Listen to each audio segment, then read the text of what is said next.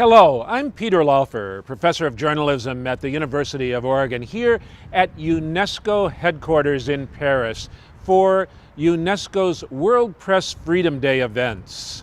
Last year, these events were held in San Jose, Costa Rica, and highlighted the conditions for Ethiopian journalists. Just last week, over a half a dozen Ethiopian journalists arrested in that country. World press freedom is at risk, and that's why these events are so important. Whether it's the Ukraine, where journalists are being abducted by soldiers with no insignia on their uniform and masks on, or Syria, now one of the most dangerous places in the world for journalists to practice, or elsewhere in our difficult environment globally these days, journalists are at risk. But freedom of the press is well established. That is a condition in France. Everybody realizes that. That doesn't mean, though, that there are no authorities or private enterprises or even criminal organizations in some areas that will try to lean on the media in order to make sure that the media will present the truth in a way that they're comfortable with.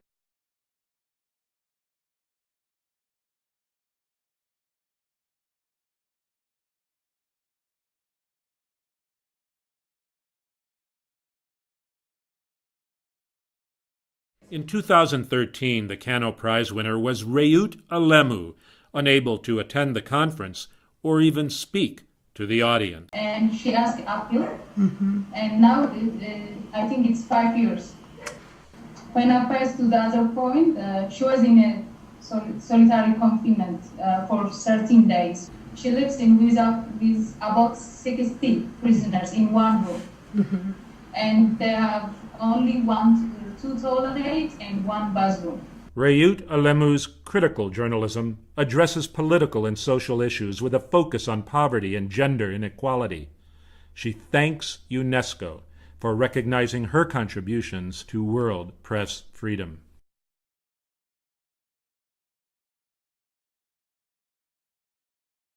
Persecution of journalists in Ethiopia is so rampant and severe that many Ethiopians studying abroad fear returning home. 6 of my colleagues and 3 other close associates of our colleagues who are journalists are arrested in late April, and they're still in custody. We have been doing a lot of campaign for freedom of the press and freedom of expression. They are going to charge us with a very serious charge which may put us in jail for more than 10 years. So we're going to be charged with terrorism, yes. So this is a very serious charge.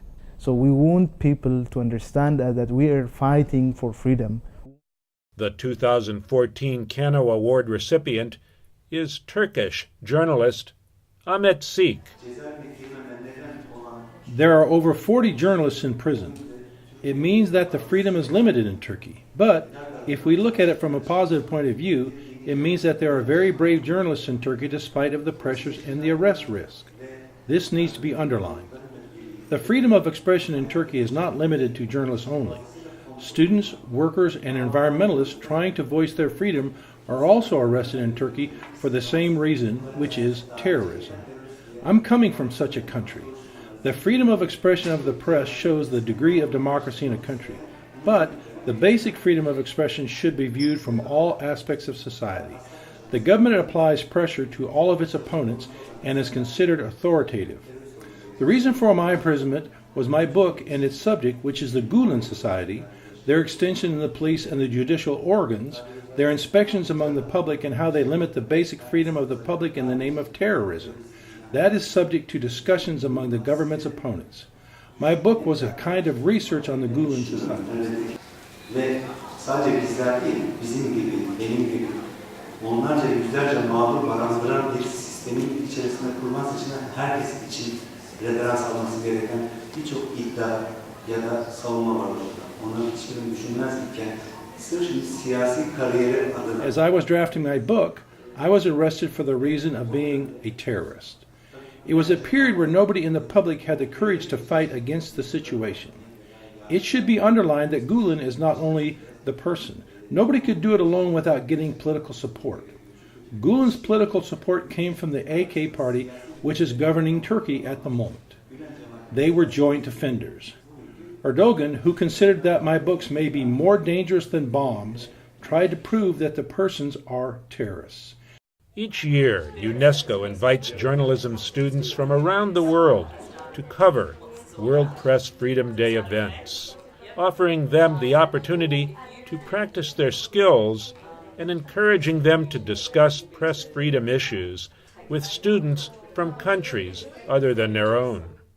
I think it's very good for UNESCO, and particularly for this day of freedom of press, to have students all over the world, because they are the future, and it's very at stake for them. I'm British. I've lived in Qatar for about 9 years. I'm now working in the Doha Center for Media Freedom as an assistant producer. Well, in Qatar, you know, there is the freedom of speech. You know, you have the right to say what you believe. You know, but there are of course limits, because as in any community, there are restrictions either religiously or culturally. So it all depends on what you're saying and how you're saying it. I mean, no one is there behind you saying, you know, you can't say this or you can't say that. But there are the limits that are known culturally and socially. There are certain things you can say and certain things you can't say. You know, for instance, in Qatar, it's mainly a Muslim state, a Muslim religion. So I would not advise someone to come out to disrespect Islam. Now, I'm not saying you cannot have your views against the religion, but you know, you have to be political in the way you say things. You know, in the way you state something. As in any country, as in any place, you want to think about what you're saying and the way you say it. A lot of what I see on TV is lopsided, either in the favor of one culture, another culture, a religion, or this.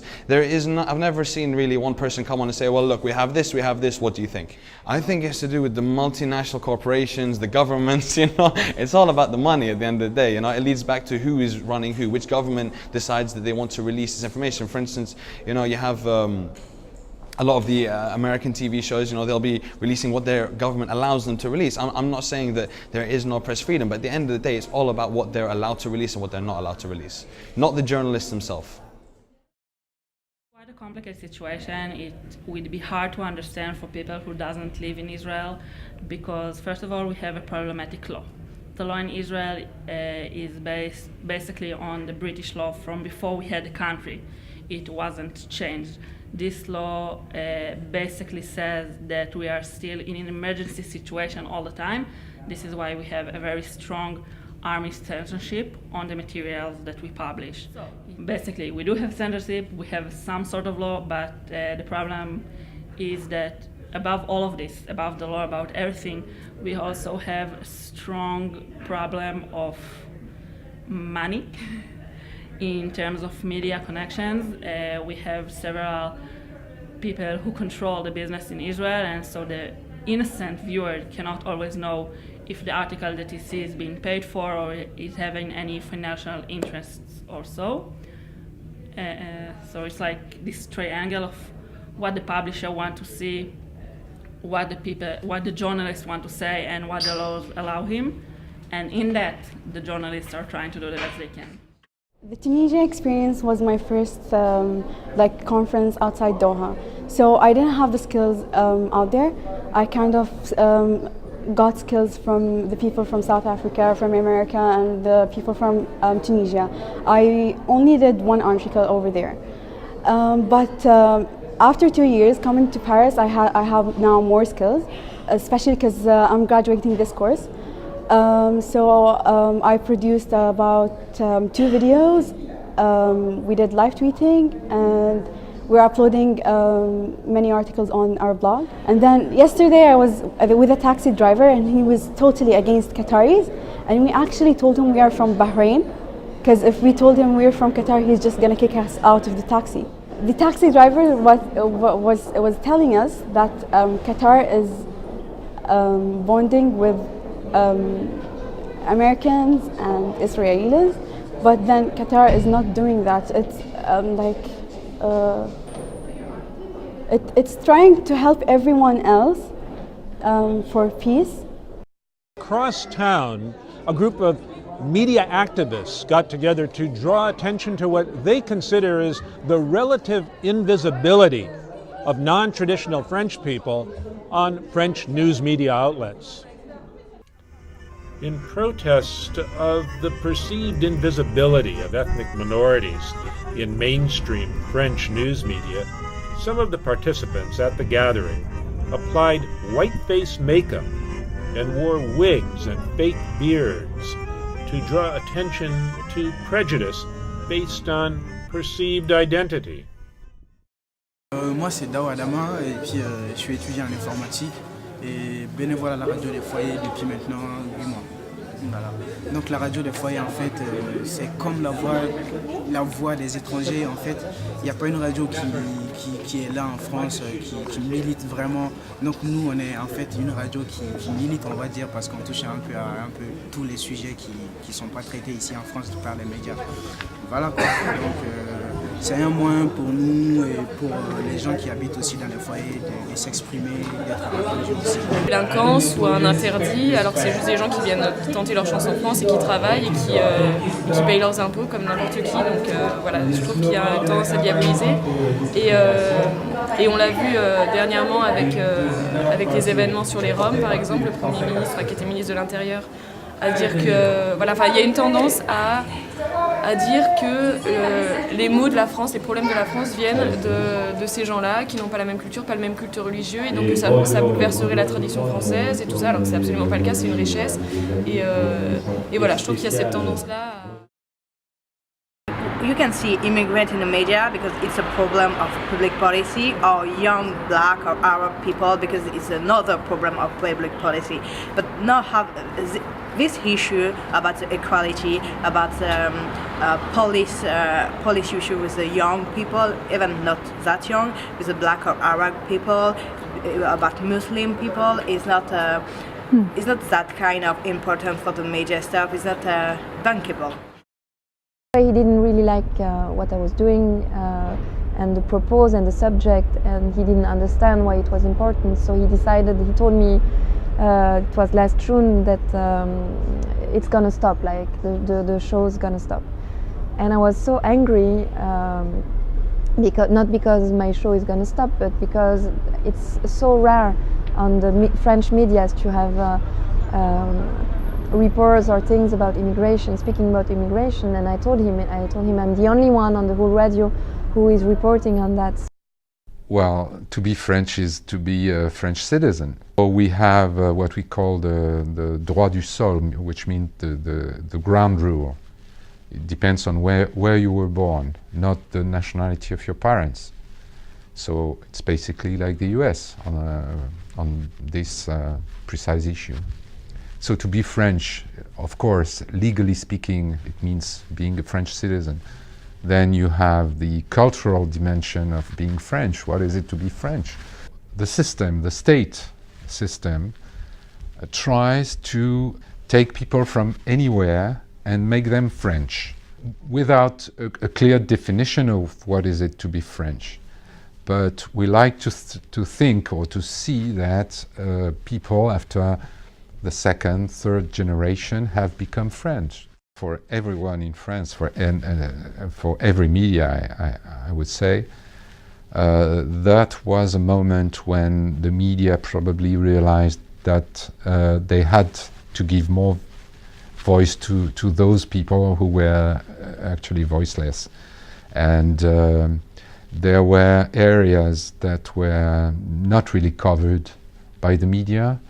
Why? Because you wouldn't go there as an economic reporter, you wouldn't go there as a war reporter, you wouldn't go there as a political reporter, and so when would you go there? And there were those riots, and suddenly everybody realized that not only were people living there, but there were also problems, social problems, economic problems that had to be dealt with. And it's true for the media, but it's also true for the political leaders, if you want.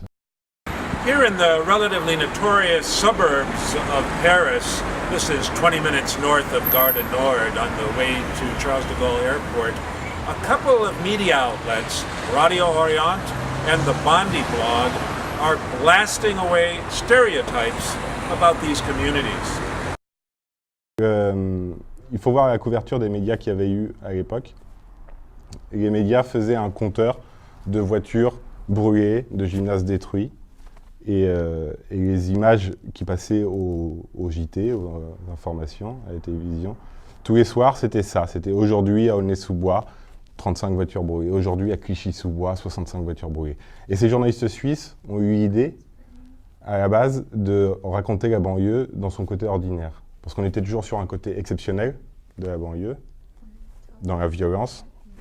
Et là, les journalistes suisses se sont installés en disant « Nous, on va raconter ce qui se passe normalement en banlieue ». Donc c'est passé par des portraits, c'est passé par des reportages, et c'est passé par tout simplement montrer le côté ordinaire de la banlieue. Voilà, qu'il y avait aussi un autre visage. Et c'est comme ça que le journalisme va changer. C'est quand il y aura des gens issus des quartiers populaires, qui habitent Bondy, Bobigny, Clichy, qui rentreront au Monde, à Libé, à Figaro, que le journalisme va changer.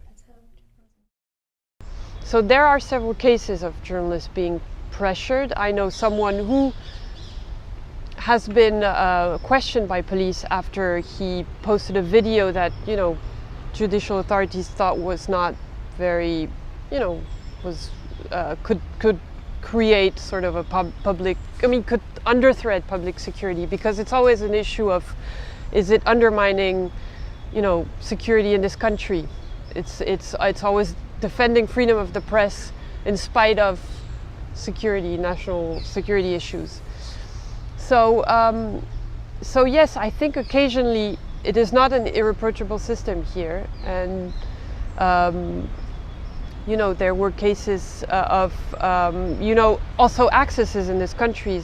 Journalists say that there, for example, for detention centers for foreigners, a lot of journalists did not get any access to those detention centers, and this can appear as very shocking for many people here. The fact that there are not enough people reflecting France's diversity, if we can say so. It just reflects the social reality of France. I mean, it's the media in some ways is a reflection of the country, and so there are still discriminations in this country. I mean, people talk about discrimination, and so I think just the media reflects those discriminations, and I think it's improving now, because I think you see more and more people of, you know, immigrant backgrounds being, you know, anchors on TV or investigative reporters. I think it's improving now, but you see, it's not it's not always perfect. Well, I think in any sphere of life there's a dream and there's a reality, and journalism itself is built on a dream, and sometimes journalism doesn't live up to the dream, and sometimes governments don't live up to the dream either. A week in Paris researching world press freedom issues, a week after the Ethiopian government arrested over half a dozen journalists, even while last year's UNESCO Kano Prize winner continues to languish in an Ethiopian prison. A week to contemplate what constitutes press freedom when communities and their issues are marginalized by the dominant news media in a place essentially free of government censorship. And a week to enjoy Paris, along with the privilege of spending time in this magical city with our University of Oregon journalism students. I'm Peter Laufer.